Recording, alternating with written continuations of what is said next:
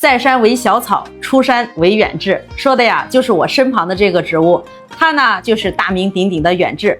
远志呢也是一味非常常用的本草，是远志科多年生的草本植物。因为它的植株矮小，在野外往往被人忽视，所以呢它还有一个非常好听的名字，叫小草。它的叶子呢是这种披针形，开紫色小花，一般生长在较为偏远的向阳山坡或林地。相传呢，远志这个名字呢是由古代一位医者所取，他用这种草药医治了一位因情志不舒而患病的书生。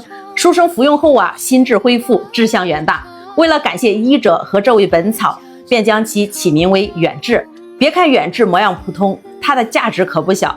早在《神农本草经》中呢，就被列为上品。